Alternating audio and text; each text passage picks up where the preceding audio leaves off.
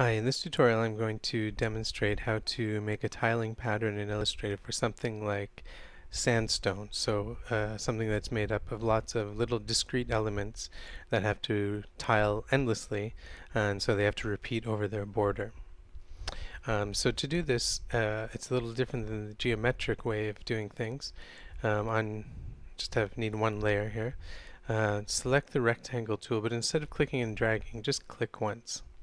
And make sure the width and the height are both set to 100 pixels. Now you can see mine says px here, which stands for pixels. If yours doesn't, if it says centimeters or points or something like that, then you just have to go under Illustrator Preferences, Units and Display Performance, and just change the general units here to pixels. Okay? Make sure you do that, otherwise you'll get either really tiny or really enormous patterns. So we've got a basic square here, and this isn't going to be part of our pattern, but rather it's going to define the borders of our pattern. So when we're finished, we don't want this to have either a stroke or a fill, but for now we need to be able to see it, so we can just turn off its fill. We can leave its stroke on, but maybe we'll just turn it down to something really low, like 0.25. You just twirl down this layer, and you can see that there's one sublayer that contains this object, and if we can just lock it, just for the sake of clarity, I'm just going to rename this path as tile border. You don't have to do that, but it's easier for me to demonstrate this way. Excuse me. So you can see it there. Now I'll lock it. The next thing I have to do is to create the elements around the borders of the object.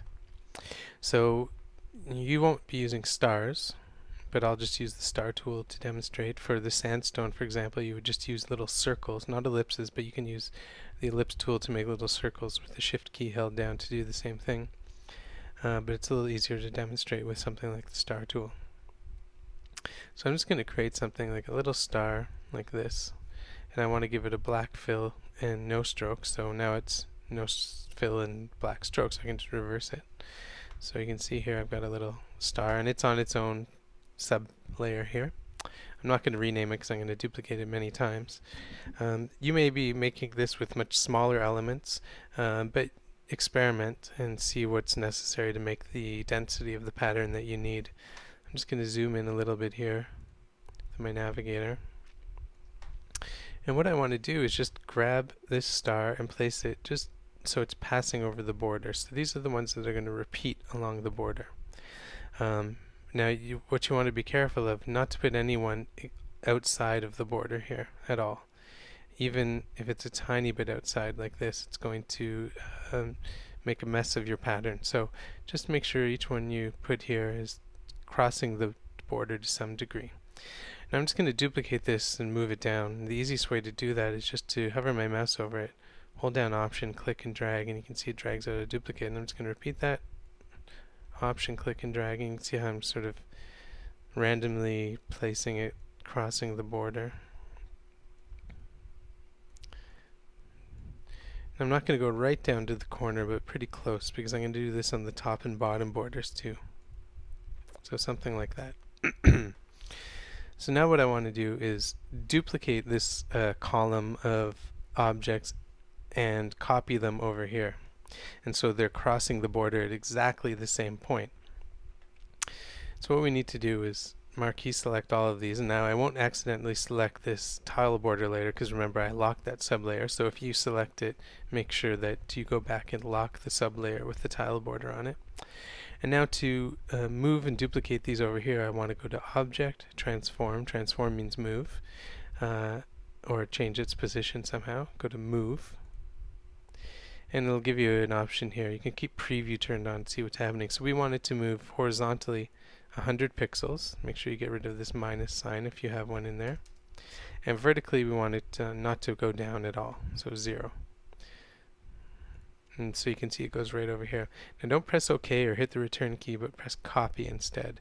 So it makes a duplicate of them. So if you look at this star and then this star, they're crossing the border at exactly the same point, but one has the bulk of it on the outside of the border, one of it has the bulk of its shape on the inside. So where they meet, if you imagine this whole square tiling over here, they'll create a whole star. Now let me just do that again really quickly for the top and bottom. So select this one, click Option, drag to move it over there, click Option, drag, click Option, drag.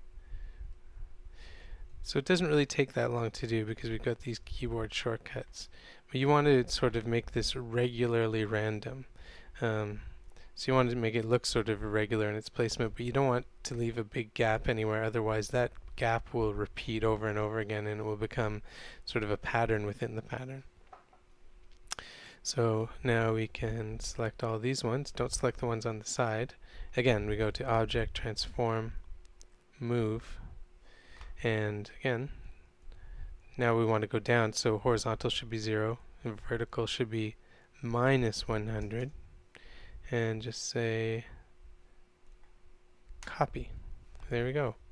So now we've got the border defined, so we know that it will tile properly on the border. Looks like I kind of got a space in here that's going to show up, but anyway, I'll leave that so we'll see if we get this unintentional pattern. And now we have to just fill in the middle with sort of regularly placed objects. And this is a bit of the tedious part, but it doesn't really take that long. Just select a few of these stars here, hold down Option, click and drag them in here. Do it again, click, drag with Option held down, and start to fill up the space and make it look fairly random. And don't keep using the same stars or objects that you picked right at the beginning. After a while, select another group, click Option, drag, click Option, drag. This way it helps to fight that tendency to get a repeated looking pattern by using the same little group. Fill in the blank spots you see here. Again, it's supposed to look sort of random, but at the same time you don't want any clumps anywhere. So not regular, but not clumpy. Click, drag. Anyway, keep going until you fill it up. And luckily I've created one ahead of time, like a good TV chef. And so you see that we have it all sort of regularly placed. You can kind of see some sub patterns in here, but just try it. You can always change it afterwards. I'm going to rename this here tile border, because I didn't do it in this version. So one thing that I did here, and I'm just going to select this, and when you create all those stars, it's going to make a million subpaths, or how many ever you've got created here. If I just go down and lock my tile border for a second, then with the black arrow I can just select all the stars. So all the subpaths with the stars are selected, and I can go to Object, Group. The only reason for doing that is it just ties it down to 2 sub-layers, and it makes it a lot easier to select things.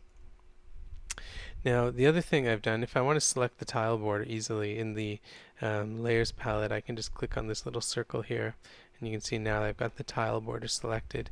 At this point you want to make sure you turn off the fill of the stroke on the tile border, and now we have to make another sub-layer that's exactly the same size as the tile border but has a white fill. This will just make our pattern opaque. It'll just have a white background. So now we just want to grab the tile border sub-layer and drag it onto the new layer icon down here, and it makes a duplicate of it right above it. Select that, and all you have to do is give it a white fill. In the color chooser up here, just make sure it's got a white fill. And now we've got the tile border. I'm going to change the name of this one called to white fill. And then we've got all our stars. And now to turn this into a pattern, just make sure all the sublayers are unlocked. They are. With a black arrow, just select everything. Open up your swatches palette here and click and drag into an empty spot, and it will make a new swatch. Swatch is just a pattern to fill. So if I go to a new layer now, I've already created a new layer, and just create a shape like a rectangle with the fill highlighted here. I can select this swatch and it fills it with the star pattern. So that's great. If you want to make any changes to this star pattern, like if you think, oh well, maybe there should be another star here, you can go back to this one, and you'll have to ungroup the stars. Just select one of them, and you can option drag out, say you want to fill in that hole.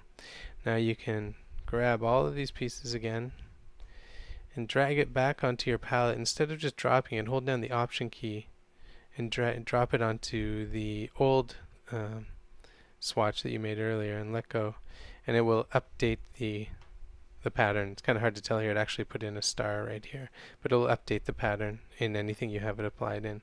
So now to tiling pattern. I'm just going to turn off this first layer. It's a tiling pattern that should seemingly tile endlessly. Now you may run into these problems where you see you probably have difficulty seeing it, but there are little white lines showing, like it looks as if they're not tiling properly.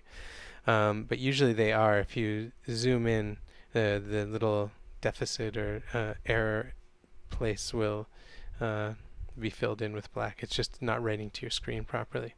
Now if you want to scale this up to make the stars more smaller and denser, so you're making the stars smaller and the white space is smaller too, so you can do that using the scale tool. And if you hold down tilde, or the little tick above your tab key, and scale it down, then hold shift to make sure it's proportional, and then let go, you can see it's making it denser. So once I start scaling to a certain point, then you start to see the repeating tiles, but if you're getting that small, you've probably gone too small anyway. Even here you can see this line that's kind of appearing. You may want to go in and sort of break up the way the border stars are a little bit. But remember, if you change the way the border stars are on one side, so for example, if I go in and if I think, well, maybe I should change this a little bit. If I move this one, you don't want to move it that far out so it's away from the border, but you also have to change this one over here too. So if you're going to change the borders, you should just change them, delete the ones on the edge, and transform, copy them over here again. And there you've got your pattern going. Okay, thanks.